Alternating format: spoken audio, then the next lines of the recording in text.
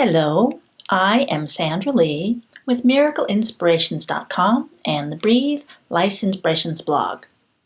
This has been a mini-series about healthy actions for your daily life. I have been talking about how you can incorporate actions that you intentionally choose to help yourself and your life be better. How you can have health, happiness, better relationships, success in work and in life in general. And how you can incorporate these actions that you choose into your habits.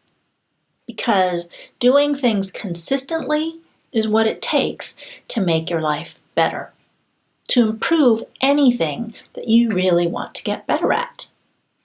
Be happier, healthier, all of those things that ultimately everybody really wants. So, how have you been doing at incorporating these new beneficial habits into your life? I recommended that you choose one action to incorporate. And last week, I asked you several questions about how that's going. Again, if it's going really well and you feel successful at incorporating this new habit into your life, wonderful. You're ready to start adding new habits, perhaps. Pick the next highest priority on your list. You may already be doing that and feeling success at adding these beneficial activities into your life. Wonderful. If you find yourself falling back, not necessarily accomplishing what you wanted to accomplish, then asking the questions that we asked last week will really help you to evaluate what you do and do not want to actually incorporate. As we were talking about last week, you might have intended to add something into your life that maybe you don't actually really want to do, or that there's some other aspect of how you are choosing to incorporate that habit that you want to modify or change to make it something that works a little bit better for you. So I'm going to assume that you know how to choose what you want and to evaluate whether or not things are working for you. Now I want to talk about something else. Today's topic is willpower and decision fatigue. People are pretty familiar with willpower. Decision fatigue is a term that people are starting to talk about out there. And I want to talk about the dynamic of these two elements today. Let's talk about what willpower is. Willpower is control exerted to do something or to restrain impulses. Anytime I want to get myself to do something that I'm not already doing, that requires an element of willpower. Actually making a decision to do something and then doing what it takes to get myself to actually do it. That requires willpower. There's also an element of willpower that is holding back from doing things that I decide not to do. And perhaps some of the actions that you've chosen to take for improving your daily life, these habits, might be withdrawing from something that you want not to do. An example, if I am choosing to eat something healthier, that is me choosing to add healthier food choices into my life. But part of what that might look like sometimes is withdrawing from eating so much sugar, perhaps. Ultimately, it's a better food choice, but you can see how it's a little different. Moving forward to a positive choice or moving back from a not so positive choice. Again, ultimately, there might be ways in which that's really beneficial, but recognizing the difference between the two. And both of those would involve some element of pulling in my willpower. So it's like if I am driven to eat sweets a lot, being aware of that and choosing to not do it requires willpower to be able to exert that influence on myself. If I am choosing to make better food choices, that might still require some will to get myself to do that. Go out and buy the healthy foods and cook the healthy foods takes effort, and I might not have been doing that before. So getting myself to move forward and do that, it's like, nope, I'm going to go out and do those things. That requires willpower. It requires effort and attention. Then there is this other element that we call decision fatigue. Decision fatigue is deteriorating quality of decisions made after a long session of decision making. Deteriorating quality of decisions made after a long session of decision making. So if I have been causing myself to make decisions and over and over and over again, making a lot of decisions, that wears out, exhausts this energy, this ability that I have to consciously make decisions in whatever it is. It's obvious when there's decisions that have to be made. Say I'm building a house. I have to make decisions about the color of the paint and the color of the carpet and all these decisions.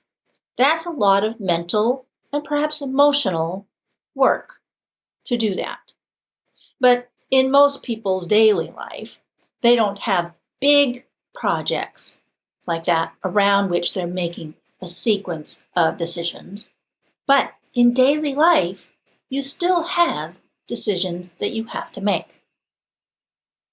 Little decisions like what you're going to wear today, where you're going to go today, what you're going to eat today. Those are all decisions that people have to make, possibly every day. And decision fatigue is a way of looking at these decisions that says, you know what? The more decisions I require myself to make, the more exhausted my decision ability gets. And it gets harder for me to make decisions that maybe are the best for me, the more decisions I've had to make. So for example, it might be easier to make wise decisions early in the day than at the end of the day. If I've had a whole day of requiring decisions, I might make worse decisions in the evening. A place where this commonly comes up is associated with food. People are more likely to make unwise decisions about what they eat or drink in the evening than in the morning. So it's easier to make hard or difficult decisions earlier in the day when your decision-making ability, your decision-making energy has not been exhausted over the course of the day. So something that some people choose to do is to minimize the number of decisions that they have to make. There are some people, I'm not one of those people, but who have the same pants and the same shirts available in their closet. They just have a whole closet of exactly the same clothes. So that it's not necessary for them to decide what they're going to wear because they wear the same things every single day. It does not require a decision when it comes time to getting dressed because those things are already determined. Another thing that most people do every day is they brush their teeth. When I get up in the morning, I do not have to decide whether or not I'm going to brush my teeth. That's automatically built into my day. If I had to require myself to decide, am I going to do it today or not? One way of looking at it is that I'm using up one of my easy to make decisions in the morning by deciding whether or not I'm going to do this activity. So for me, one of the things that I do consistently that I have decided is beneficial for my long-term health is high-intensity interval training. It is already determined that this is something I do pretty much every other day.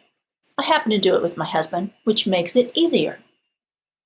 So it's pretty much determined when these are going to happen. Occasionally a decision might come in if I need to delay it for today. Can we just skip it today and do it tomorrow?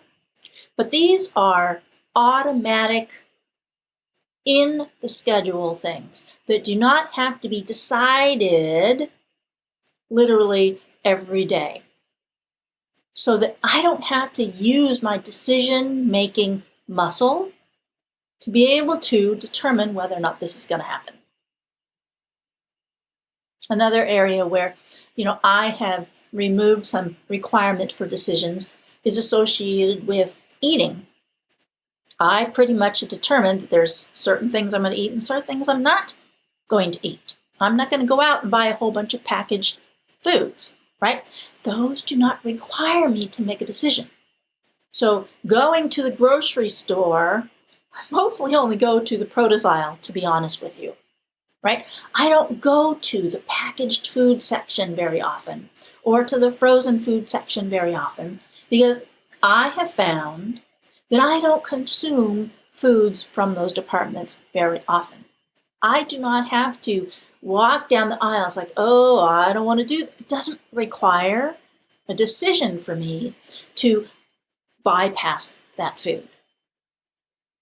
For some people, going to the grocery store might be decision after decision after decision after decision about, oh, I don't want, I'm not supposed to eat that. That requires many decisions. So I make it easier for myself by just saying, whoop, these things are just not on the menu, not options. So I'm not requiring that I use decision-making power to be able to make those choices. So looking at the combination of willpower and decision fatigue is recognizing that these two activities, or using willpower to do something and then deciding whether or not to do something, those draw on the same pool of energy. So if I am really pushing myself to incorporate a new habit into my life, that requires a lot of will, particularly if I am resistant to engaging in that activity. I might choose to do this exercise, for example, because I know it's good for my health. But part of me is like, I don't want to do that. It requires will and decisions to actually get myself to do it. So the more of this change that I'm requiring myself to make, the more will and the more decisions I'm requiring myself to make.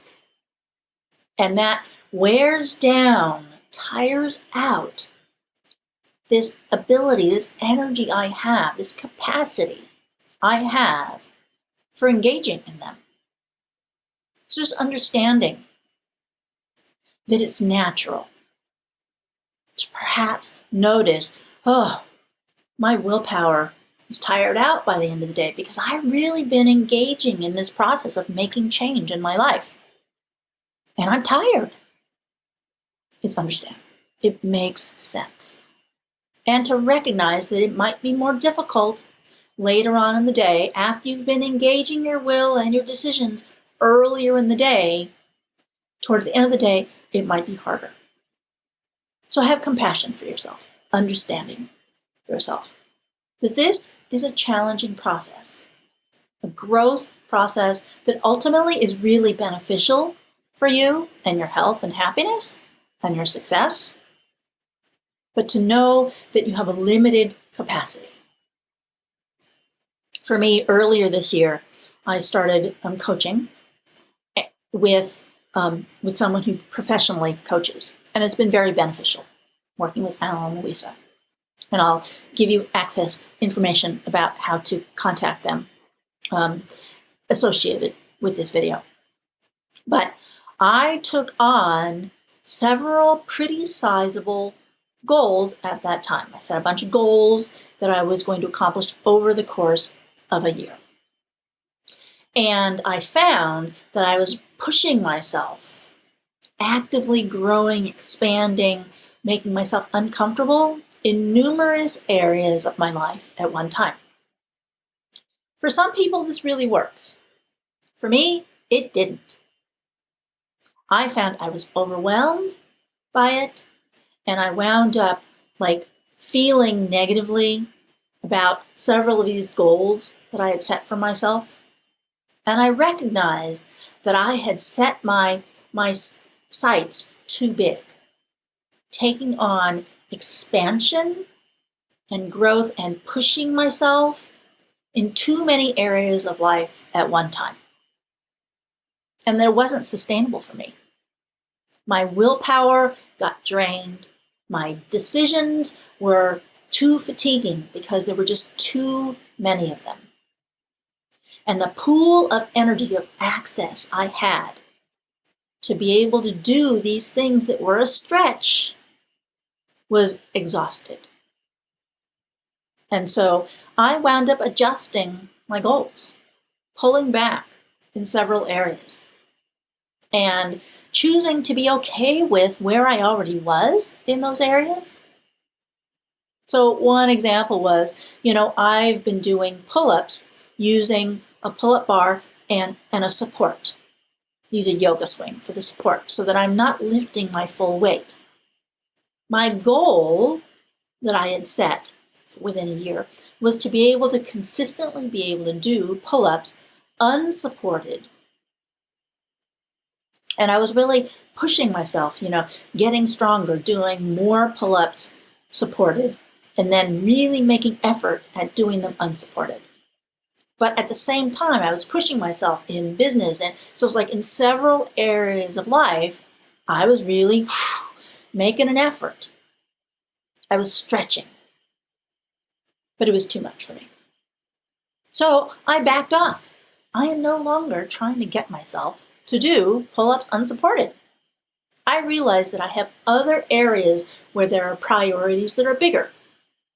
The main area where I'm pushing is in building my business, making these videos for you, doing things that in that area I perceive as being the most important and beneficial to my life and the success of my business.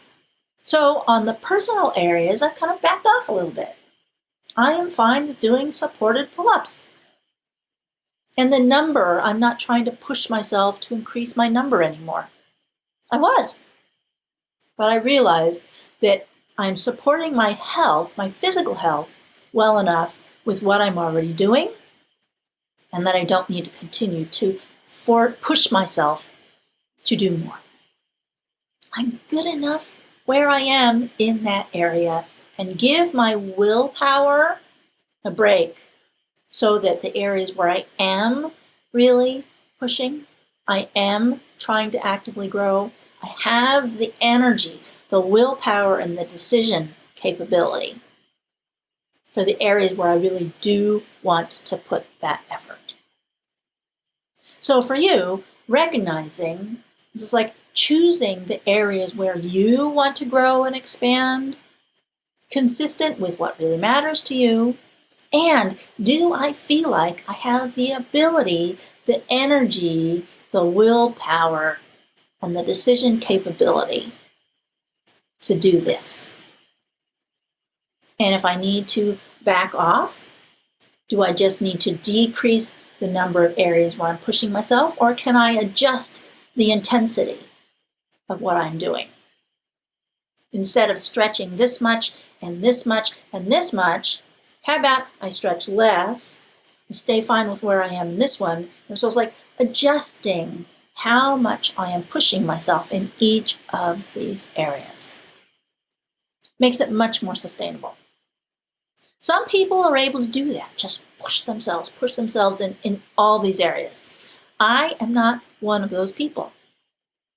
And in my experience, most people are more like me than like the people who can push. Wherever you are in the spectrum, figure out what's right for you. I'm assuming that if you are watching this video series with me, you are probably more like me than like the people who are able to be successful and go, go, go in all areas. So, figuring out what works for you and understanding about this, how you can overuse and exhaust your ability to make smart decisions and grow and expand. Okay? Thank you. If you want support in being able to be the person you want to be and make things happen in your life, there is the Biofield Tuning group session series that I'm doing called Creating the Future, to energetically support yourself in accomplishing what you want to accomplish in the world. For your personal life, for your relationships, for your life in the world, whatever it is you want to create. How can tuning forks and healing through your energy field support you in being able to accomplish whatever it is you are here to accomplish? There is information about creating the future close to this video. Have a wonderful day. Create the life that you want. Breathe. Love yourself. Be compassionate with yourself and with others. Take care. Have a wonderful day.